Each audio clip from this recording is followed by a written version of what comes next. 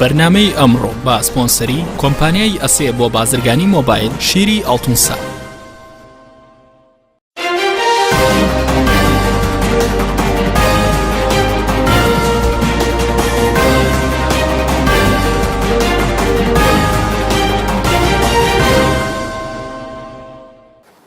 بەناوی خوای گەورە سڵاوتان لەبێت بەڕێزان. کۆچی هاوڵاتیان هەرێمی کوردستان بۆ دەرەوەی وڵات دەستی پێکردوێتەوە بۆی خراپی دۆخی ئابووری و سیاسی و یاسایی هەرێمی کوردستان دووبارە لێشاوی کۆچ بۆ دەرەوەی وڵات سەری هەڵداوەتەوە. بە میوانداری بەڕێز دەشتی جەمال سکرتێری سەرتاسەری پەنابەرانی عێراق تاوتوێی ئەم پرسە دەکەین. سەرەتا راپۆرتێک دەبین دواتر لەگەڵ میوانەکەمان درێژە بەم پرسە دەدەین. کۆچی هاوڵاتیانی هەرێمی کوردستان بۆ دەرەوەی وڵات سەری هەڵداوەتەوە بەهۆی خراپی دۆخی سیاسی و ئابووری هەرێم. جارێکی دیکە بەلێشاو هاوڵاتیانی هەرێم ڕوو لە دەرەوەی وڵات دەکەن. دەشتی جەمال سکرتێری فیدراسیۆنی سەرتاسەری پەنابەرانی عێراق بە پەیامی ڕاگەیاند جارێکی دیکە شەپۆلی کۆچی هاوڵاتیان بۆ دەرەوەی کوردستان دەستی پێکردوێتەوە. سکرتێری فیدراسیۆنی سەرتاسەری پەنابەران ئاماژەش بەوە دەکات کۆچی ئێستای هاوڵاتیانی هەرێم بۆ دەرەوەی وڵات لە سەردەمی بەعز زیاترە. خراپی بارودۆخی هەرێمی کوردستان هۆکاری زیادبوونی کۆچی هاوڵاتیانە بۆ دەرەوەی وڵات. دیارترین هۆکارەکانی کۆچیش بریتین لە یەکەم خراپی دۆخی ئابووری هەرێم دوای چەسپاندنی پاشەکەوتی موچە لەلایەن دەسەڵاتدارانی هەرێمەوە. دۆخی ئابووری خەڵک لەو پەڕی خراپیدایە و ژیانیان بە کولەمەرگی بەڕێوە دەبن. لە بەرامبەریشدا ژیانی دەسەڵاتداران و بەرپرسان وەک خۆیەتی و قەیرانی دارایی تەنها بۆ هاوڵاتیان بووە. هەروەک دابەش نەکردنی دادپەروەرانەی داهات و ئابووری هەرێم هۆکارێکی دیکەیە بۆ کۆچ. لە دۆخی ئێستادا کەمینەیەکی کەم دەستیان بەسەر داهاتی هەرێمدا گرتووە و بۆ مەبەستی تایبەتی خۆیان بەکاری دەهێنن. ژیانی هاوڵاتیان لە دۆڵێکە و بەرپرسانیش لە دۆڵێکی دیکەن. ئەو دۆڵەی بەرپرسان تێیدا دەژین ئاسایش و خۆشگوزەرانیەکی تەواوی تێدایە. لە بەرامبەردا ئەو دۆڵەی هاوڵاتیان تێیدا دەژین بێ خزمەتگوزاریە و ژیانیان با کولەمەرگی بەڕێوە دەبن. دووهەم بێکاری و کەمی هەلی کار هۆکارێکی دیکەن بۆ کۆچی هاوڵاتیان. دوای سەرهەڵدانی قەیرانی دارایی بە سەدان هاوڵاتی کارەکانیان لەدەستدا. ڕێژەی بێکاری دوای ساڵی 2015 بە شێوەیەکی مەترسیدار زیادی کردووە. سێهەم ئاڵۆزی دۆخی سیاسی هەرێم و پەککەوتنی دامەزراوەکان و نەگەیشتن بە ڕێکەوتن لە نێوان لایەنە سیاسیەکان هۆکارێکی دیکەی سەرهەڵدانەوەی کۆچە. سەرهەڵدانی قەیرانی سەرۆکایەتی هەرێم و پەخستنی دامەزراوەکان وای کرد کاریگەری قەیرانی دارایی زیاتر قوڵ بێتەوە و هاوڵاتیان بێزار بن لە دۆخی چەق بەسووی هەرێم و چارەسەر نەکردنی. کۆچی هاوڵاتیانی هەرێمی کوردستان کاریگەری خراپی لەسەر ئایندەی هەرێم دروست دەکات. بەو هۆیەوە هەرێمی کوردستان دەیان سەرمایەی مرۆیی لەدەست دەدات. لە ئێستاشدا حکوومەتی هەرێم دەتوانێت بە چاکردنی دۆخی دارایی خەڵکو و دابەشکردنی دادپەروەرانەی داهات ڕێژەی کۆچی هاوڵاتیان بۆ دەرەوەی هەرێم کەم بکاتەوە.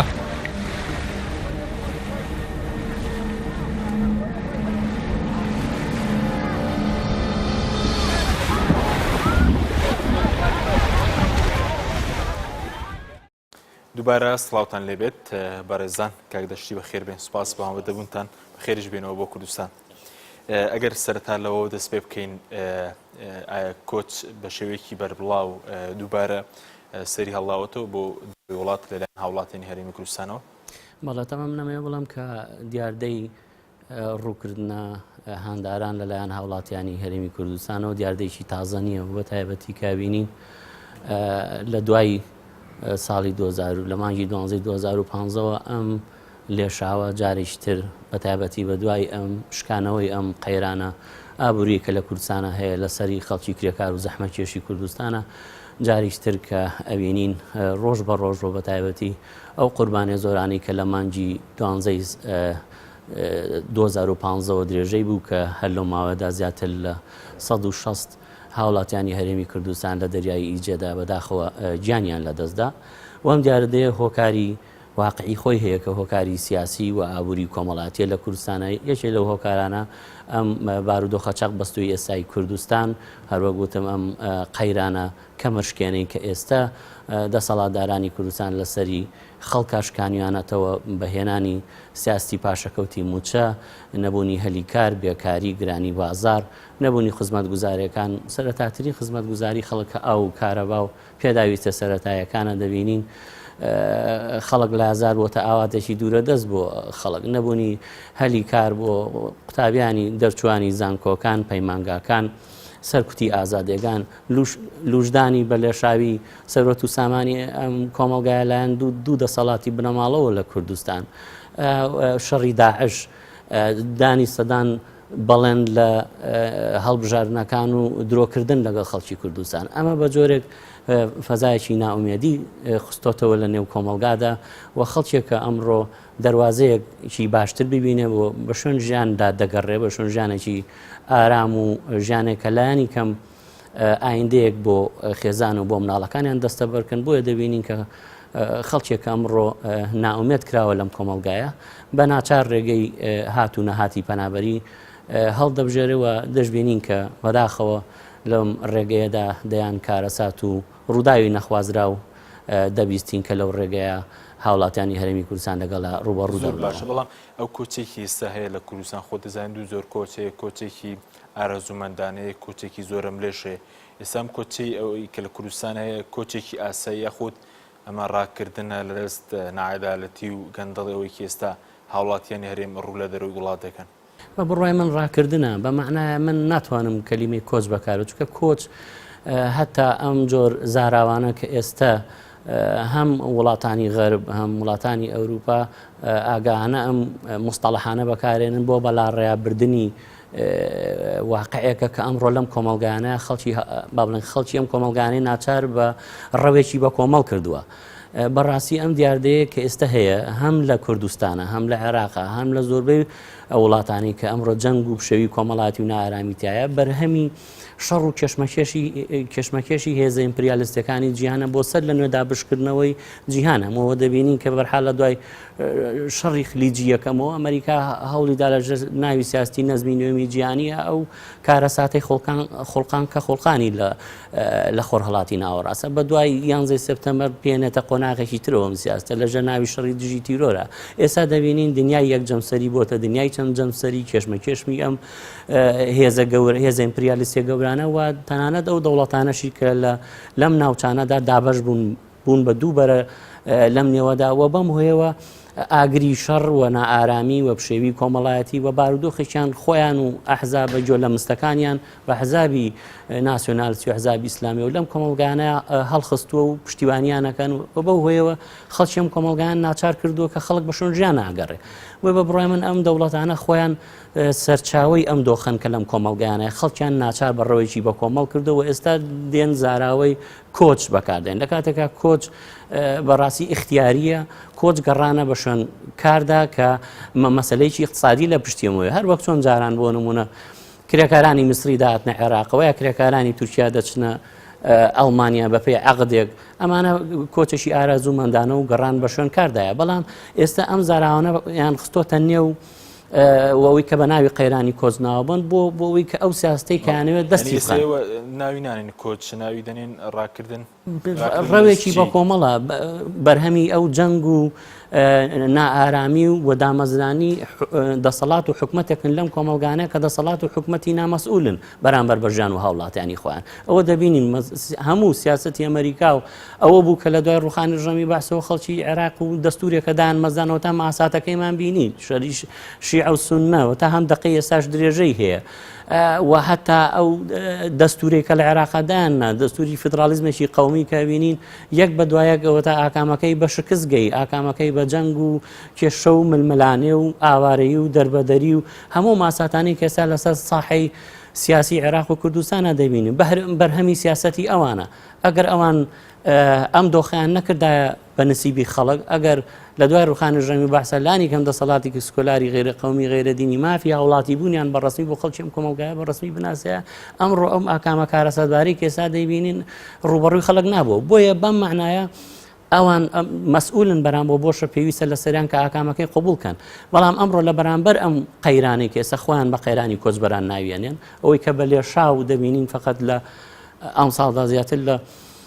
مثلەن 220,000 کەس فقط چوونەتە سنوورەکانی وڵاتانی ئەوروپا خۆیان نامنووس کردو لە سنوورەکانی یۆنان تا بەڵقان تا سربیا تا بڵغاریا و هەنگاریا و دەریای سپینا و ڕاستا دەریای ئیجە بڕۆ چاو دەکەوێت بە لێشاوی بە کۆمەڵی خەڵک کە خۆیان تەسلیم بە کەشتی مەرگەکەن ڕیسک بە ژیانی خۆیان و مناڵەکانیانەوە هەڵەبژێنەوە تا ڕۆژانە دەبین تەنها لە ئامارێکی کورتی ئەم ساڵ 1700 کەس فقط ئەم ساڵ لە دەریای سپینا و ڕاستای گیانیان لەدەستداوە ویانوێ ئەمە بڵێن بەمە بڵێن قەیرانی کۆچ کردووان لە کاتێکە کۆچ کردووی چی ئەمانە خەڵکیێک نین بەشبی هاتبن بە شوێن کارا بگەڕن تۆ کۆمەلگاکەت خابور کردووە سەرخان و ژێرغانی ئەو کۆمەلگایەت وێران کردووە دەسەڵاتی نامەسئولت سیاسەتی نیولیبرالیزمەکە ئەمەی لێ دەرهاتووە دەسەڵات و حکومەتێک لەم شوێنانە دروست کردووە کەوتانێ بەرامبەر بە سەرەتاترین داخوازی خەڵک وەڵامی پێینیە ئەوە تا لە نوعیەوەی لە کوردستانە هەیە فەرمۆ چەند ساڵە دوو حزاب سەرۆت و سامانی ئەم کۆمەلگان بۆ خۆیان بردووە تەواوی داهاتینەوە تەواوی داهاتی سنوورەکان بۆ خۆیان دەبن لە کاتێکە ئامادە نین موچەی فەرمانبەرانێک کە ژیانیم کۆمەلگایە و وەکرێکارانێک کە ژیانیم کۆمەلگایە لە سەرکاری ئەوان ڕاوەستاوە ئامادەنین موچەی ئەمانە بدەن بڕۆ خەستەخانەکان ببینە بڕۆ ژیانی لاوان ببینە لەم کۆمەلگایە بارودۆخی ژنان ببینە هەرچی شت هەیە ینی گەندەڵیان بۆتە موەسسەیەک هاتۆتە خوارەوە چوچۆتە ناو هەموو جونگەکانی ژیانی خەڵکەوە ژیانی خەڵکیان بە بارمتە گرتووە ئەمە بەرهەمی ئەو نیولیبرالیزمەیە کە ئەمڕۆ غەرب و ئەمریکا کردویانە بە دەستکەوت بۆ خەڵکی ناوچەکەەوە بینین کە خەڵک لەگەڵ چما ئاساتێکا بڕوە بۆی بە بڕای من ئەوانە مەسئولن بەڵام ئەمڕۆ بۆی کە شان خاڵیکەنەوە لەم مەسئولیەتیان بە قەیرانی کۆچبەران ناو ئەم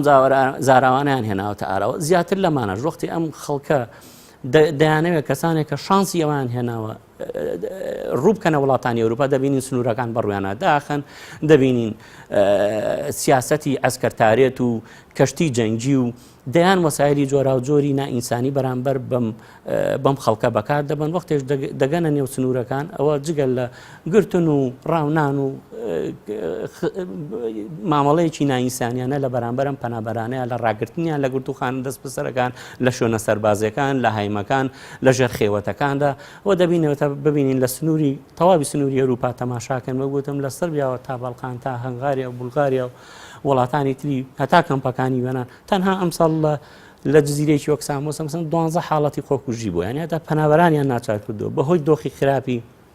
دۆخێکی خراپ کە کردویانە بە نسیبی و خەڵکە لەو کەمپانیا خەڵک مەجبور بوون کە بەڕاستی خۆکوژی بکەن دەست بۆ باری دەرونیان تێک بچێ زیاتر لەمانە وەختێ دەچنە نێو وڵاتەکانیانەوە وەختێ داوای مافی پەنابەریەکەن ئەنجا لەسەر ئەوەی کە داوای مافی پەنابەریان کردووە و دەبین سیاسەتی دژی پەنابەریە وڵاتانە لە مامەڵەی ڕاگررتنیان بۆ ساڵانێکی زۆر بە دیار وەڵامی پەنابەریەوە ڕەتکردنەوەی داوای پەنابەریان ڕاگررتنیان لە نێو گرتوخانە دەست بەسەرەکان هەتا گەشتۆ بە سیاسەتی دیپۆرکردنەوە و دەستخستنە نێو دەستی هەر ئەم دەسەڵات و حزابانی کە لە عێراق و کوردستانە هەیە ئەم ساڵ باشکرا حکوومەتی عێراقی هاتن سەردانی گرتوخانە دەست بەسەرەکانی بەریتانیان کرد کە زۆربیان هاوڵاتیانی هەرێمی کوردستان بوون لەسەر دەستی حکوومەتەکەی عەبادی ئیتیفاقیان ئیمزا کردووە کە ئەم هاوڵاتیانە بنێرنەوە حکوومەتی عێراقی ئیمزای داوە لەوەی کە ئامادەیە لە فڕۆکەخانی بەغامانە وەرگرێتەوە لەگەڵەوەی کە چەندین جا ناڕەزایەتیمان دەربڕی بەداخەو کە وەزیری هیجرە و مهاجرینی عێراقی لە لیستی گۆڕانە داواژمان لەوانیش کردووە و لە سەردەمی کە ئەوان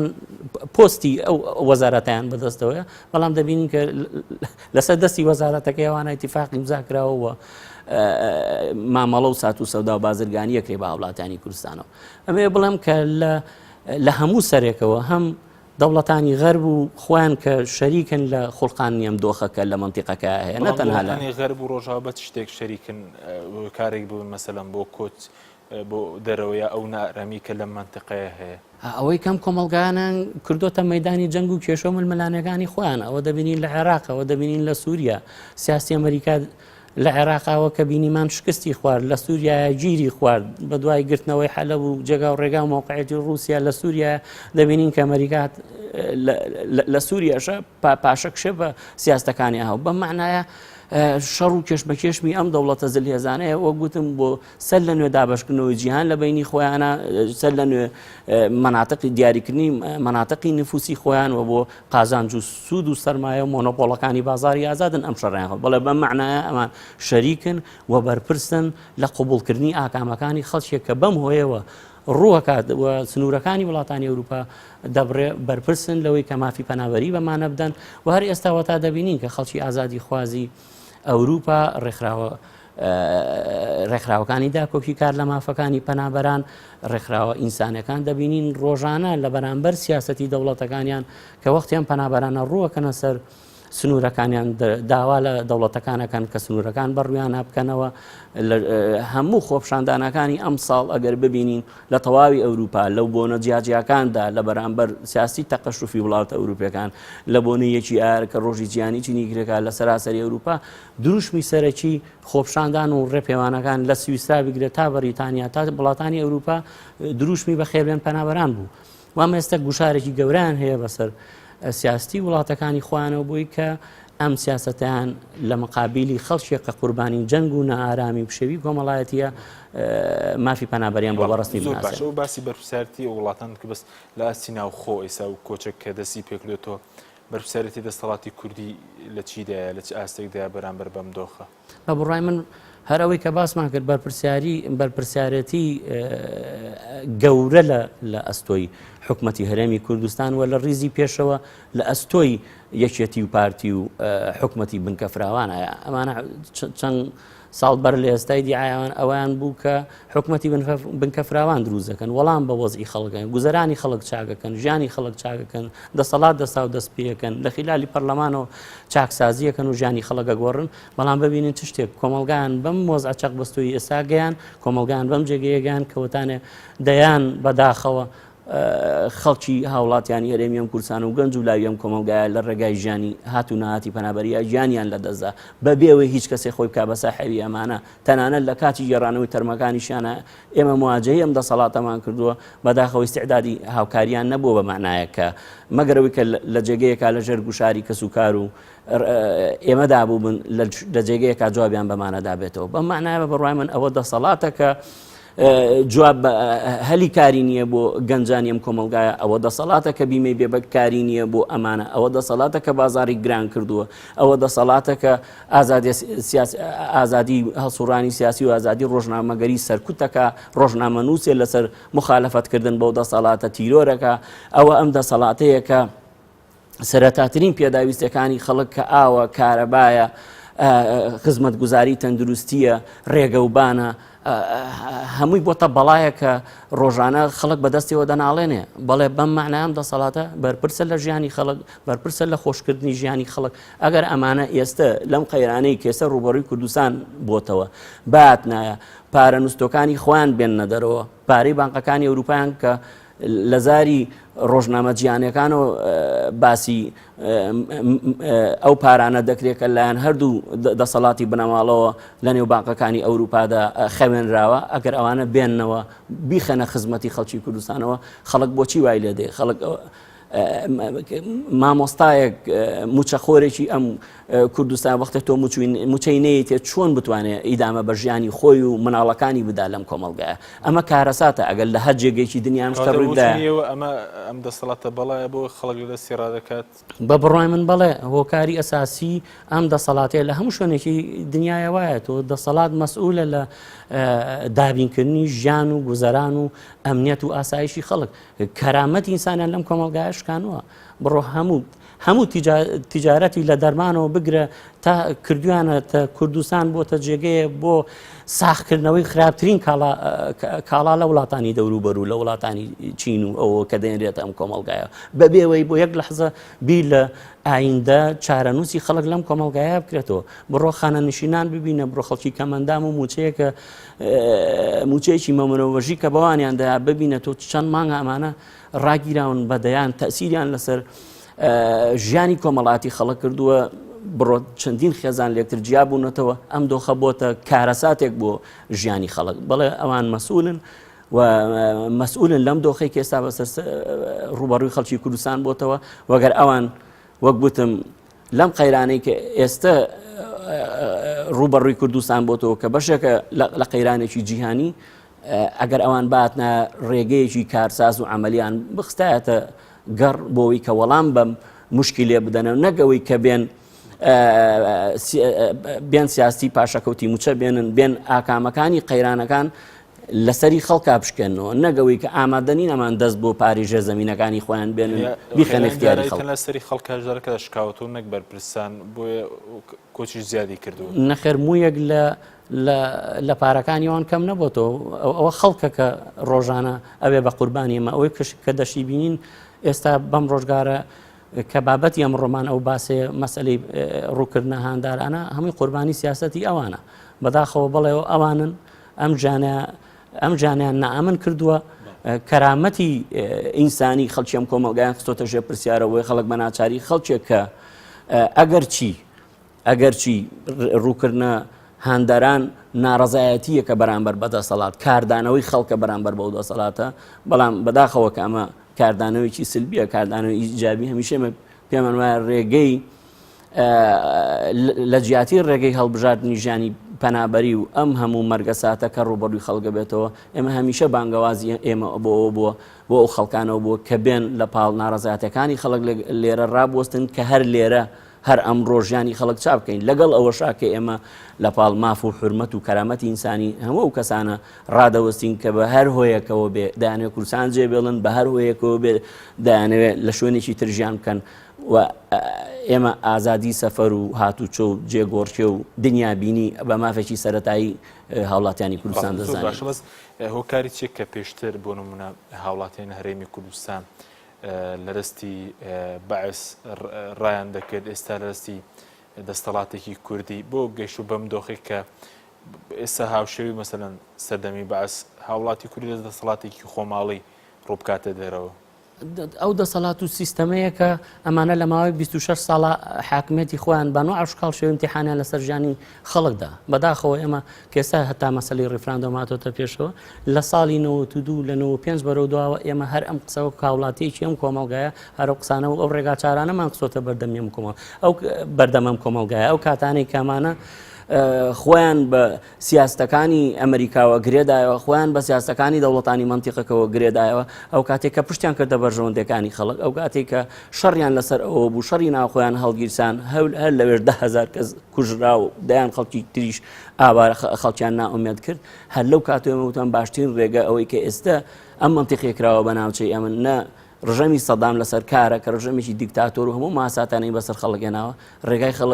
ئەوەیە کە ئێستا ڕیفراندۆمی لێرە بکرێ کوردستان جیا بێتەوە و دەوڵەتی سەربەخۆ دامەزێ ئەم سەرگەردانەی ئێستا بەزەرەر لەسەر ژیانی خەڵک تاوابێ بەداخەوە هەر ئەو کات نیان کرد گویان بۆ خەڵکی کوردستان و ناڕەزایەتەکانی خەڵک نەگرت لە 2023ەوە کە بەعس دەڕوخێ هەر عینەشت ئەوەش باشترین ڕێگەیە بوو کە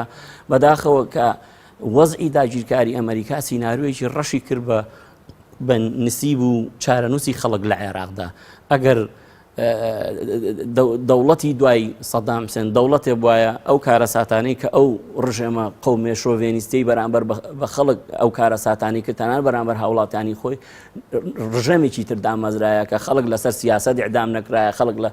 دەستورێکی بووباوەی کە لە ئەوڵەوە باسمان کرد کە مافی هاوڵاتی بوون بۆ خەڵک بەڵام هیچ لێکچوونێکێ بۆ نمونە ئەوەی کە ئێستا هاوڵاتی لە دەسەڵاتێکی کوردی ڕادەکات و پێشتر لە دەسەڵاتێکی مەسەلەن بەعس ڕایکردو لێکچوونێکێ لەم بارودۆخە بۆیە هاوڵاتی کۆچ بکات من چەند شتە بڵم لە دەوری ڕژەمی بەعسا ئەو وەختەی خەڵکێکە هەڵا ئەهاتن نوخبە بوون خەڵکێ بوون کە لە باری سیاسی و ڕژەمی باسییان قبول نەبوو ئامادە نەبوون چنە سەربازی و هەتا بەو لێشاوە نەبووە کە ئێستا دەیبینین لە دوای ساڵی لە دوای با بڵێن شەڕێکەوە بە بڕای دیاردەکە بەڵێزیایی کردو لە شەستای ئەمە نیشان دێ ئەم دەسەڵاتی کە دیعای دەسەڵاتی کوردایەتی و کوردبوون و پاراستنی بەرژەوەندەکانی خەڵکیە کرد قڵشتی چینایەتیان وا بەرفراوان کردوتەوە کە ئەمڕۆ نیشانەکانی لە حەڤەی شوباتا بینیمان کە خەڵک داوای ئاڵوگۆڕی ڕیشەیی داوای لابردنی ئەم دەسەڵاتی دەکرد داوای لابردنی دەسەڵاتی بنەماڵەیە کرد بەڵام بەداخەوە هەر لەوێش بەشێک لەو لایەنانی کە ئەمڕۆ لە ناو حکومەتی بنکە فراوانە مەسئولین ناڕزاتی خەڵکیان بەلاڕێیا برد بۆ سات و سەودا و بۆ وعد وەرگرتن بۆ ئارامکردنی شەقام بۆ چەند ساڵێ ئەمە هەمووی بوو بە کارەسات وە بەسلوی لەسەر ژیان و داهاتوی خەڵکی کوردستان کۆتایی ئێوەن ئەو ئامارەنەیەک و فیدراسیۆنی پەنابەرانی ئێستا لە سەردەمی بەعس کۆچەکە زیاترە لە سەردەمی دەستەڵاتی کوردی بۆ دەرەوەی وڵات کۆچی هاوڵاتیان بەڵێ تاوان ئەو بەراوردە زۆر دقیق نییە بەرحاڵ لانی کەم دەوڵەتی باز سەرباری کە دەوڵەتێکی شۆڤێنیستی ئەوە بوو بەرحاڵ دەوڵەت بوو پایەکانی دەوڵەتێ بوو کە لانی کەم سەقامگیر بوو لانی کەم ئەوانەی کە ئێستا دەیبینین لە کوردستانە سەرەتاترین مافی خەڵک لە ئاو و کارەبا و پێداویستەکانی خەڵک ئەم نوع مشکلاتانی نەبوو کە ئێستا دەیبینین خەڵک ئەو نوع مشکلاتانی نەبوو کە بەو دەرەجاتەی ئێستا کە هەتا کەرامەتی ئینسانی خراوەتە ژێر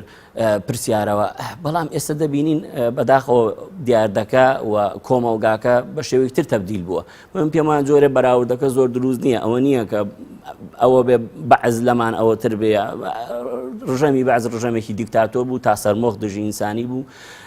بەڵام من تاوجەی کە بەزمەوەسم ڕێژەکە لە ڕووی ڕێژەکەەوە بەراوردەکە زیاتر ئێستا بەڵێ ڕێژەکە زۆر زیاترە لەوەی کە ئێستا دەیبینین ئەوەی کەوتم لە دەورانێکا کە خەڵک نخبە بوو نخبەیەگە چووە دەرێ نخبەیەکی ناڕازی بەرامبەر بۆ دەسەڵاتە ئەگەر فرسەتی بۆ هەڵکەوتە بەڵام ئێستا بەداخەوە ینی هەتا ئەوان بۆشیان مهم نییە خۆخواخواانە کەس ئەم کۆمەلگایە کەسی تیان نەمێنێ بۆتە کۆمەلگایکی بێ دەرگا و پەنجەرە بێساحێب ئەوان خواخوایان ئەم ناڕەزایەتیانەی خەڵک ئێستا هەیە لە سەریان نەمێنێ هەروە گوتم دەسەڵات ئێستا و دەنگە ناڕازیانی کە دەڕۆن بۆ دەرەوە معلومە کە ئەوان پێیان خۆشەوەی کەوتم هەموو خەڵک لەم کۆمەلگایە نەمێنە بۆی کە هیچ ناڕەزایەتیە بەرامبەریان نەکرێ کە بەداخەوە بۆیە ئێمە هەمیشە و ئێستش دەیڵێمەوە بانگەوازمان بۆ هاوڵاتیانی هەرێمی کوردستانەوەیە کەڵەپاڵ چین و توێژەکانی تریم کۆمەلگایە ئێمە بمێنین ناڕەزایەتیەکانمان ڕێکراوتر بکەین یەکگرتووتر بکەین تا بتوانین هەنگاو بە هەنگاو فشار بێنینە سەر ئەم دەسەڵاتە کە وەڵام بە پێداویستەکانی خەڵک بداتەوە کە چاکسازی واقعی بکەن لە ژیانی خەڵکە کە ژیانی خەڵک بۆ هەنگاونان بۆ ژیانێکی ئاسوودەیی بەرین ئەوە بە ئێمە کرێەوە بە خەڵکی ئەم کۆمەلگایە دەکرێت ناکرێت سەرنجام هەموو خەڵکی کوردستان ڕابکە ئەم کارووزەیە ئەم سەرمایە گەورەی ئەم ئۆردۆ گەورەی کە ئێستا هەیە دەتوانێت ئەم هێزە دەورێکی ئەساسی بێ لەگەڵ خەڵکی کوردستان لە پاڵ دەنگە ناڕازەکانی ئەم کۆمەلگایە بۆ ئاڵوگۆڕی ڕیشەی لە وەزی ئێستای کوردستانە ناو بڕێکمانەیە دەگرێمە وڵاتان بەڵێ بینێرانی بەڕێز ناوەبڕێکی کورت و دەگەڕێنە وڵاتان لەگەڵمان بمێنەوە بەرنامەی ئەمڕۆ بە سپۆنسەری کۆمپانیای ئەسێ بۆ بازرگانی مۆبایل شیری ئەڵتونسا.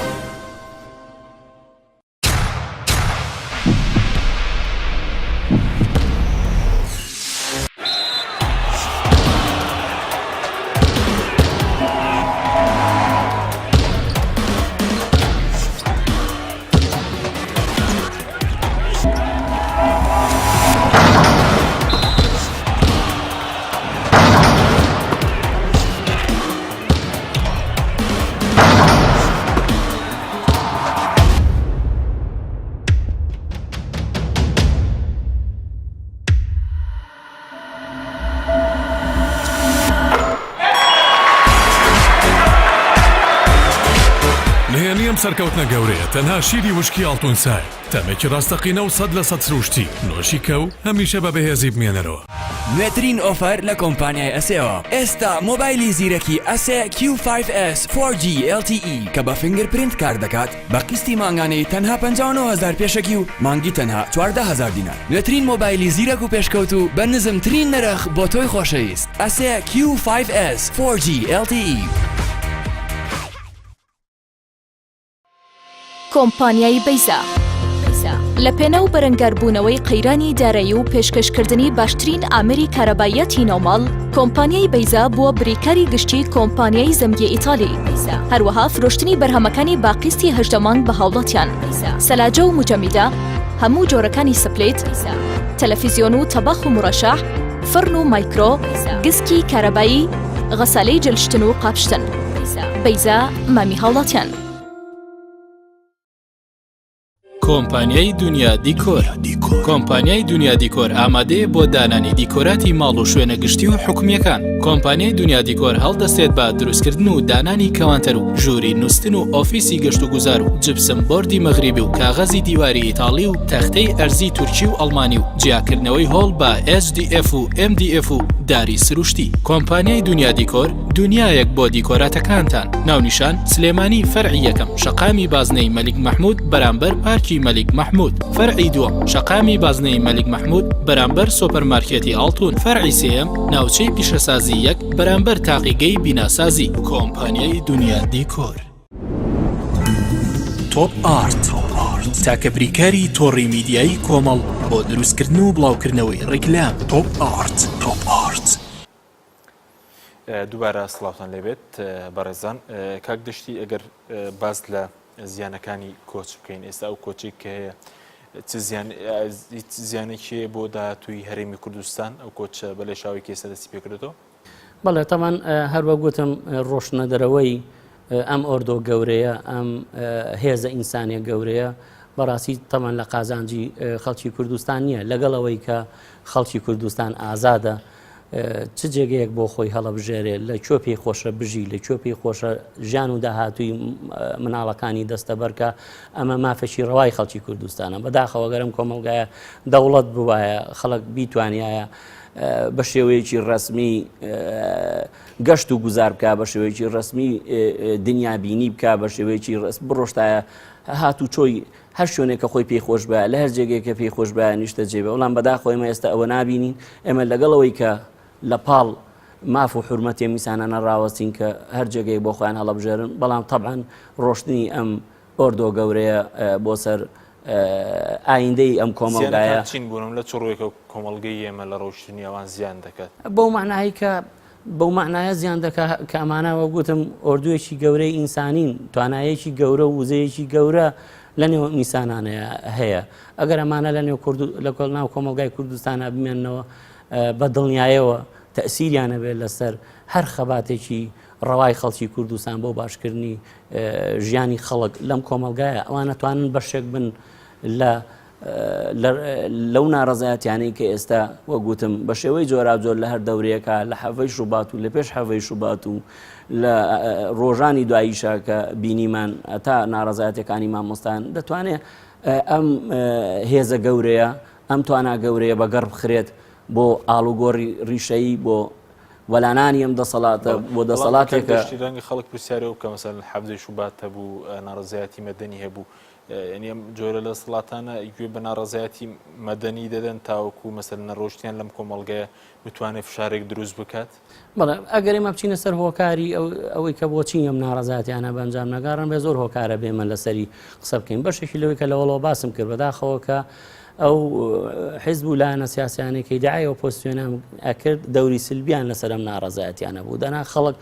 ئەو وەختە ئیلهامی لە شۆڕشی منتیقەکە وەرگرتە بوو، ئەم شۆڕشەکانی میسر و تونس و خەڵک بۆنی بە شۆڕشەوە کردبوو و ئەشی بینی ئەم قڵشتە چینایەتێک گەورەی کە لە بینی دەسەڵات و لە بینی کۆمەڵگا و خەڵکی کوردستانە هەیە. دەبینین کە کۆمەڵی خەڵک لەسەر لە ماوەیەکی زۆر کورتە بوونەتە مەڵتی ملیۆنەر و ئەکسەری ساحێقی خەڵکی کوردستانیش ئەبێ شەو ڕۆژ بخاتە سەر یەک بۆی بتوانێت گوزەرانی و ژیانێک بۆ مناڵ و کەس و کارەکەی دابین کە بەداخەوە کە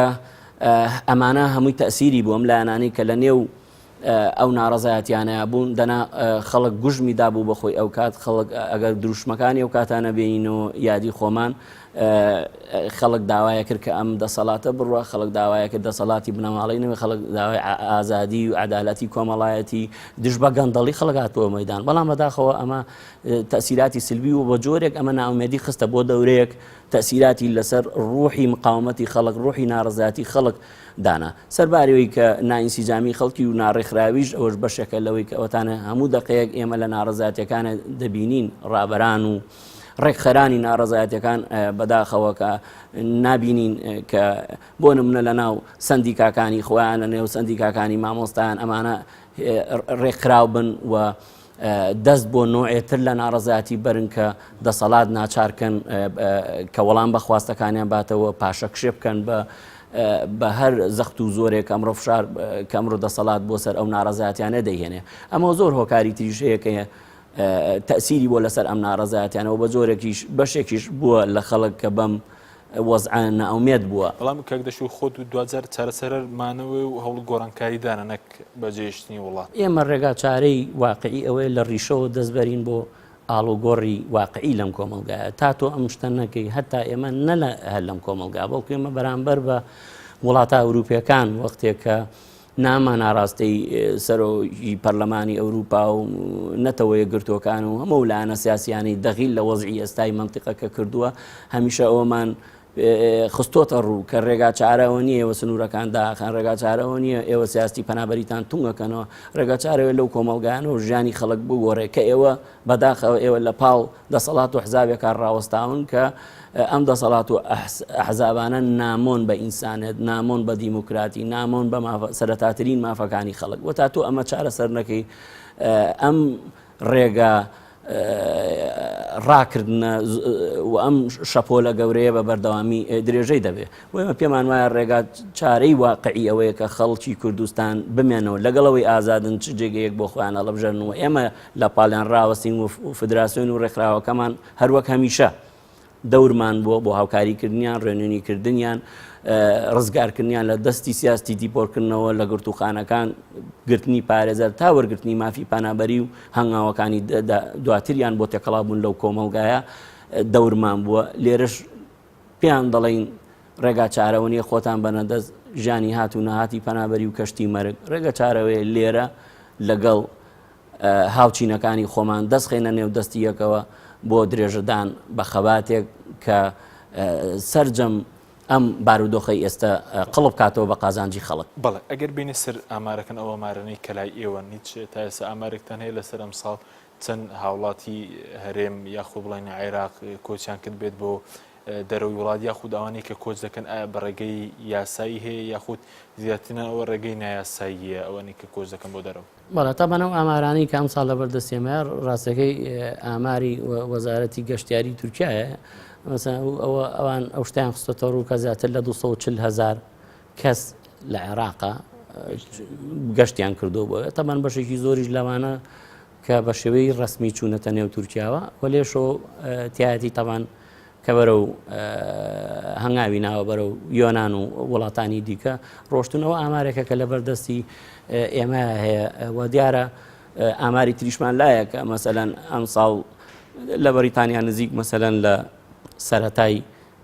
لە جەنی لە مانگی یەکەوە تاوەکو ئێستا مەسەلەن زیاتر لە 2000 کەس پەیوەندیان بە ڕێکخراوەکەی ئێمەوە کردووە لە لەندەن بەڵێ ئاوڵاتیان یاریمی کوردستان کە داوای هاوکاریان کردووە بەس لە کورد لە وڵاتی کوبەرتێن 2000 کەس بەڵێ لە سەرەتای مانگیەم ساڵەوە جگەلەوەی کە لە وڵاتەکانی تریش مەسەن لە فەڕەنساوانی کە پەیوەندیمان پێوەکەن لە سویسرا لە فنلەندا کە دیارە فدراسیۆنی سەراسەری لە ڕێی لقی نوێنەرایەتەکانەوە بەردەوام ئێمە بە شێوەیەکی خۆبەخش بەڵام ئەو ڕێگانێک ئێستا بڵاوانەی کۆچ دەکەن هەڵی دەبژێنن ڕێگای سەلامەتن یاخود ڕێگەی مەرگاوەیەکی ئێستا نەخێر بەداخەوە بەهۆی ئەم سیاستەی ئێستای وڵاتە ئەوروپیەکان گرتویانەتە بەر لە تونکردنەوەی سنوورەکان و دەست ئاوەڵەکردنی پۆلیسی سەر سنوور و ئەم ڕێکەوتنامانەی کە لە بینی با بڵێن یەکێتی ئەوروپا و تورکیا و یۆناناوە یا ئێتیفاقی سێکۆچکەی بولغاریا و یۆنان و تورکیا لا یەزال ئەم ڕێکەوتنانە دەوری زۆر خراپی بووە لەسەر ئەم کۆچەی ئەم ڕەوەی کە ئێستا هەیە کە پەنابەرێنی ناچار کردووە ڕێگەی مەرگ و ڕێگەی جۆرێک لە ڕیسک هەڵبژێرن بۆەوەی بگەنە جێگەی مەبەست وەسە دەبینین کە ئێمە ڕۆژانە پەیوەندیمان پێوەکرێت لە سربیا تا هەنگاریا و بولغاریا و مەسەن لە نێو گوتوخانە دەستەکانی کە سەلامەتە کاک دەشتنە ڕێگەی ئاویەکەش هەردوو ڕێگاکە مەترسی هەیە بۆ وانی کە کۆچ دەکەن بەڵێ بە دڵنیایەوە بەداخەوە ڕێگەیەکی مەترسیدارە طبعا ئەو ڕەبتە بە بەداخەوە ئەم قاچاقچێ ویژدان خەوتوانەش کە جۆرێک لەوەی خەڵک هەڵخەڵەتان و بەڵێندان بەوەی کە ڕێگەی جۆرا و جۆرێت تەسیراتی سلبیان بۆ بەشێ لەو کارە ساتێک کە ئەوانی باسم کرد لە چەند مانگی با بڵێن کۆتایەکانی 2015 سەرەتای 2016 بە تایبەتی مانگی 1 و 2 بەداخەوە خەڵکێکی زۆر لە ژن و مناڵ و هاوڵاتیانی هەرێمی کوردستان لە دەریای ئیجای گیانیان لەدەزا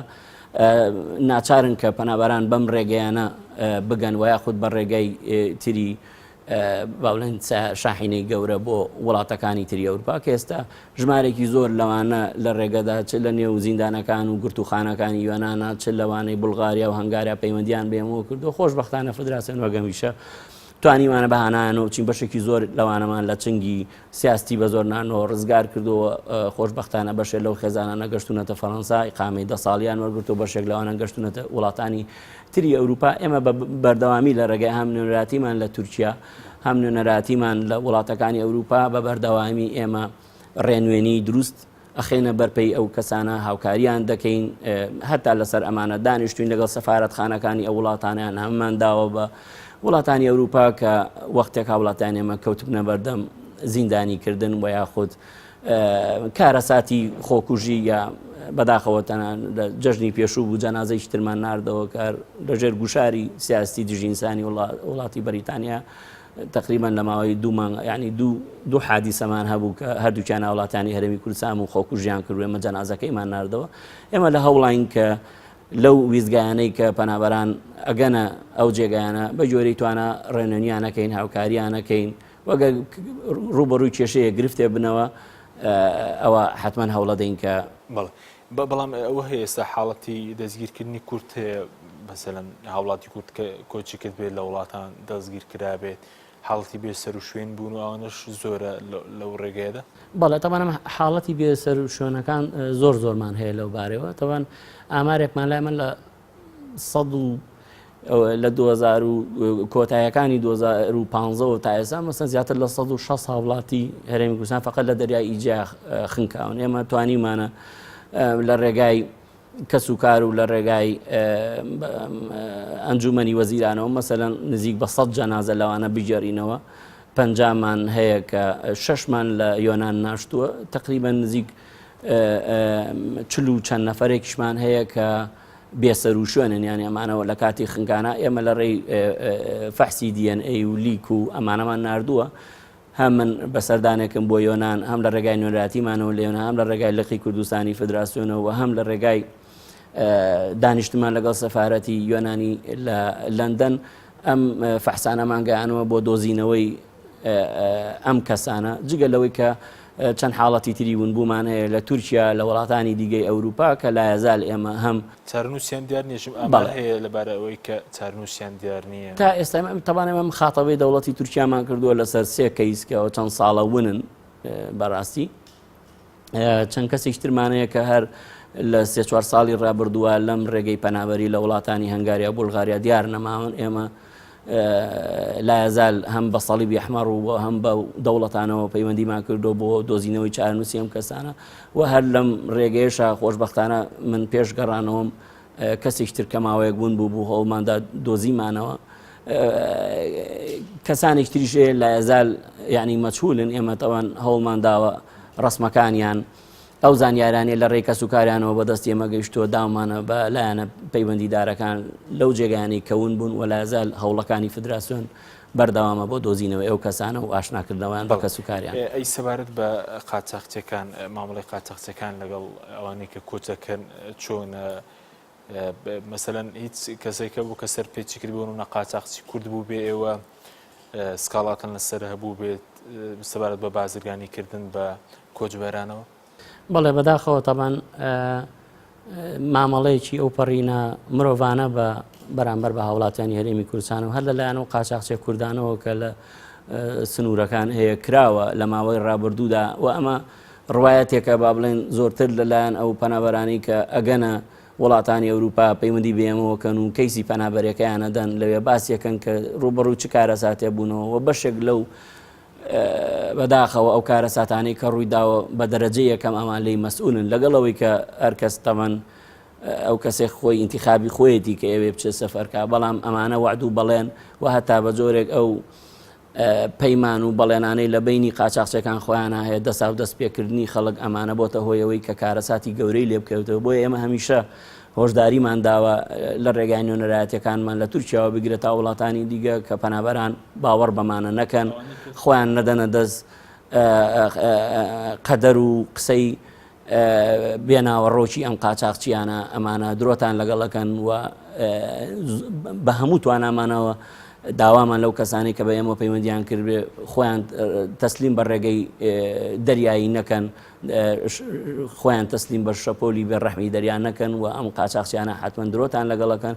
و هەرەوەش بۆتەوە چەندین کارەسات کە هاوڵاتیانی هەرێمی کوردستان بۆ ڕێگاکە جگە لە ڕێگەی درێ ڕێگەی تر هەیە کە بۆ ئەوانەی کە ویسیان کۆچ بکەن سەلامەتترە وشکانی کە هەیە بەڵێ تەمان ڕێگای جۆرا جۆر هەیە بەڕاستی ئێستا من ناتوانم هەموو ئەو شتانە لێرە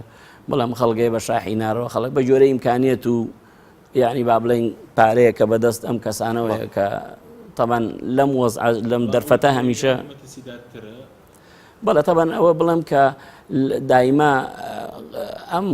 قاچاقچیانە ئیسیفادە لەم دۆخەی خەڵکەکەن بەداخەوە کە زان خەڵک ئێستا مەجبورە ینی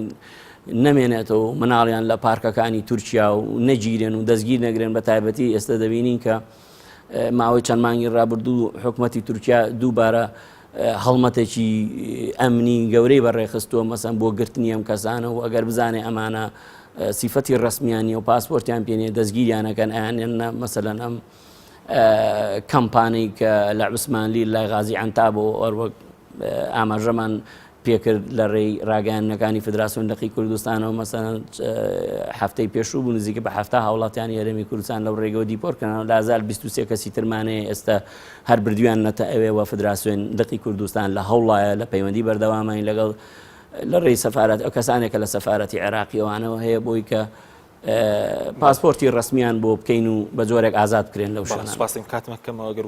بە کورتی وەڵامی چەند پرسیارێکی ترمان دێت و بە سەبارەت بە ئەو قاچاقچیانی کە سەرپێچیان کردووە کەس هیچ قاچاقچیەکە بوو کە ئێوە سکاڵاتانە سەر تۆمار کردبێ و تایبەتی کە بەڕێز 160 هاوڵاتی لە دەریای ئیجێ کوردن و گیانێن لەدەستداوە؟ نەخێر ئەوانە کاری فدراسیۆن نییە بەڕاستیەوە کاری دەستگا ئەمنیەکان و ئەو دەوڵەتانە خۆیانن کە هەر مانگی جارێک ئەم ئاگاداریانە بڵاوەکەنەوە مەسەن هەمیشە ئەوان بە شوێن ئەوەن کە بیانگەر مەسەن چ حکوومەتی فەڕەنسا چ وڵاتانی تری هەم ئیتالیا و یۆناان و وڵاتانی تر چەندین کەسیان گرتووە بە تۆمەتی قاچاقچێتی وەمانە حکمیان زۆر قورسە ئەمەوە بڵێم کە ئاگادار هەین لەو بارەوە بەڵام ئەوەی کە فدراسیۆن چێ سکاڵا لەسەر شتێکی وا بکە بەڕاستی ئێمە ئەوانە بەکاری دەستگا ئەمنیەکان و ئەو حکوومەتە نازانین. زۆر باشە سەبارەت بە مەسەلەی ئەوەی کە ئێستا ڕەنگە هاوڵاتیان لێرە کۆچکەن هیچ شتێکەیە کە مافی پەنابەرێتی بترێت بە هاوڵاتیانی کوردستان لە دەرەوەی وڵاتانی ئەوروپا لە وڵاتانی تر. بەڵێ تەبان بەڵێ هەر وڵاتە لەگەڵەوەی کە ئێستا زۆربەی وڵاتانی ئەوروپا بەڵێن باڵی ڕاستی حکوومەتەکانی ئەوروپا ڕۆژ بە ڕۆژ خۆشتان ئەوە دەبیستن کە لە پاشەکشێن لەو دەستیان شۆریوەتەوە لەو بڕیارنامە جیهانیانەی بە تایبەتی بڕیارنامەی 1950 جنێڤ لەبارەی مافی پەنابەریەوە سەرباری ئەو فشارانی کە ئەیهێنن بۆ پەنابەران بەڵام لەگەڵەوەشا لایەزال بەهۆی زەخت و فشاری بەرەی سێهەم کە باسم کرد لە وەڵەوە خەڵکی ئازادی خوازیە وڵاتانە ڕێکخراوە پەنابەرەکان لایەزال لەم پەرتاوپەری دنیا فشارانێ بەسەر حکوومەتەکانیان وەختێ ئەم پەنابەرانە ڕووەکەنە ئەوێ مافی پەنابەریان بۆ بەڕسمی بناسێن و خۆشبەختانە ئەم فشارانە لەلایەن ئەو لایەنانەوە بەردەوامە بۆ سەر و حکوومەتانە و بەڵێ لەو پەنابەرانی کە گەشتنە وڵاتانەی و پەیوەندیان بە تایبەتی لەگەڵ فدراسیۆن بوو بێمە هەوڵمان داوە هاوکاریان کەین وەگوتم ڕێنونیان کەین. باشەوە دەتوان بوونم لەسەر ڕۆڵی ئێوە دەتوان چۆن هاوکاری خەڵک بکەن لە وڵاتانی خود پەنابەران؟ بەڵێ هاوکاریەکە چییە بۆ هاوکاری لەو ڕۆژەوەی کاگەنەوەی پێیان دەڵێن یاسا قاوانەکانی ئەم وڵاتە چییە؟ تۆ چ شتێک بە قازانستە بیکەی چ شتێک بە قازانستە نەیکەی بۆی نەکەویتە بە نەگیرێت دیپۆر نەکرێتەوە نەخرێتە نێو گرتوخانە دەست بەسەرەکانەوە مافەکانی تۆ چییە لەم ئامۆژگاریان نەکەین ڕێنوێنیان نەکەین پارێزەریان بۆ گرین لە کاتی پێش تەقدیمکردنی دانی کەیسەکانیانە کە ئەوان پێویستە پارێزەریانە بێ بۆی کە بتوانن هەر مشکلێکیان ڕوبەڕوو بۆ پارێزەرەکانیان دیفاعیان لێ بکەن. ئەمە هەنگاوی یەکەمە. لە هەنگاوی دووەمە وەختێک کە کەیسەکەی چێتە پرۆسەوە ئێمە دووبارە نامەی پشتیوانیان بۆ نووسی هەوڵە دەین لە ڕێگای ئەندام پەرلەمانی ئەو شارانەوە لە هەر جێگەیە کە ئەو پەنابەرە نیشتەجێیە پشتیوانیاندان پەرلەمانی ئەو جێگەی بۆ وەربگرین بۆ کەیسەکەی ئەگەر لە حاڵەتێکە داوای پەنابەرەکەی ڕەت کرایەوە بۆ قۆناغی دادگا و قۆناغەکانی دواتری لەوەوە تا وەرگرتنی شوێنی نیشتەجێبوون تا فێربوونی زمان هەتا ئەوەی کە ڕاوەستانەوە بەرامبەر بە هەر مەترسیەکی نەژاد پەرستی لە وڵاتانەیە ئەمەمانە پەنابەرانیش بەشێک بن لەو خەبات و ناڕەزایەتی ئەو ڕێکخراوە ئینسان دۆستیەی کە لەو کۆمەلگانیان بەڕێکەوتووە بۆی بتوان دیفاع لە مافەکانی خۆیان کەن پەنابەر ناتوانێت دابڕاو بێ ئایزۆلێت بێ ئێوە لە هەموو وڵاتان لەقتانە یاخود تەناوی کە بەڕێز لە بەریتانیا نیشتەجێ سەرکتیان یاخود لە هەموو وڵاتان لەقتانەی و دەتوانن هاوکار بن بەڵێ تاوان فدراسیۆنی سەراسەری پەنابەری ڕێکخراوەکە لە ساڵی 1993 دامەزراوە ئێمە بەشی سەرەکیمان لە لەندەنە بەڵام تەمان لە فنلەندا نوێنەرایەتیمانەیە لە تورکیا ئەمانە لەقی کوردستانمان هەیە لە هۆڵندا و کەنەدا و ئەڵمانیا لە سویسرا لە هەموو ئەم شوێنانەی مەنوێرایەتیمان هەیە وەختێک پەنابەران دەگەنە و جێگانە ئێمە ژمارە تەلەفۆنی لقی نوێنەرایەتیەکانمان ئاشکرا کردو بۆ پەنابەران بۆی لە کاتی پێویستە بەهانایانەوە بچن. بەڵێ سەبارەت بە هەمانگیتان هەیە لەگەڵ حکوومەتی هەرێم هەمانگیە کە چۆنە بە تایبەتی لە مەسەلەیەوەی کە بەڕێزت ناردنەوەی تەرمیێوانەی کە لە ئیجا خنکاون حکوومەتی هاوکارێکیەوە تۆ هەبوو؟ بەداخەوەتوان بڵێم زۆر کەم و کورد بووە هاوکارەکان ئێمە چەندین جار هەوڵمان داوە تەنانەت وابزانم ئەگەر ئشتیباهم نەکرێت 2 ساڵ بەر لێستا بە و گەڕینەوە ئێمە لیزنەیەکمان دروست کرد لەگەڵ نوێنەراتی حکوومەتی هەرێمی کوردستان با بڵێن بەشی خاریجەکەی و هاوکاتیش لەگەڵ کۆچ و کۆچبەران لە هەولێر کە ئێمە سێ ئەرکمان دیاری کرد کە ئەم لیزنەیە بڕۆین بە شوێن ئەوانەی کە بێسەر و شوێنن لە زیندانەکانی یۆنان و تورکیا و شوێنەکانی تر ئەم جەنازانە بێنینەوە بەداخەوە تا ئەوان هەر ئەوە بوو کە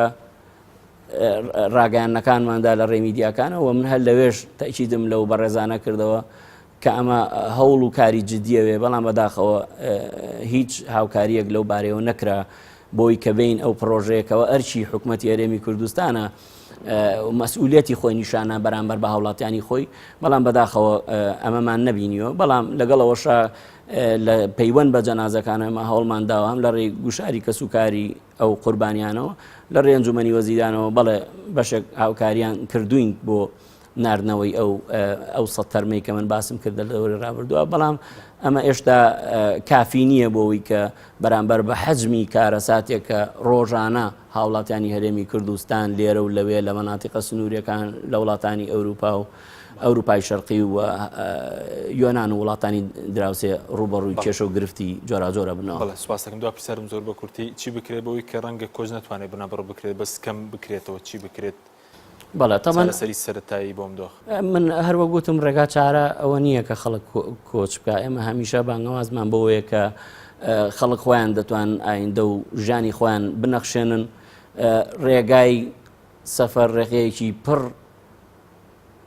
کێشە و گیر و گرفت و مشکلاتە ئێمە بانگەوازمانەوەیە کە بێن لەبەرەی ئەم ناڕەزاتیانی ئێستای خەڵکە لەگەڵ ئێمە دەست بخێنە نێودەستی یەکەوە بۆ ئاڵوگۆڕی ژیانی خەڵک لەم کۆمەلگایە بۆ ئایندەیەکی ئاسوودە و ئازاد و خۆشگوزەران بۆ خەڵکی کوردستان. بەڵێ زۆر سوپاس بۆ بەڕێز دشتی جەمال سکرتێری سەرتاسەری فیدراسیۆنی پەنابەرانی عێراق لەم بەرنامەیە لەگەڵمان بووی. بەڵێ بینەرانی بەڕێز سوپاسیش بۆ ئەوەیە کە تاکو ئێستا لەگەڵمان بوون سوپاس بۆ هاوکارانم تا بەرنامەیەکی تر خواتان لەگەڵ.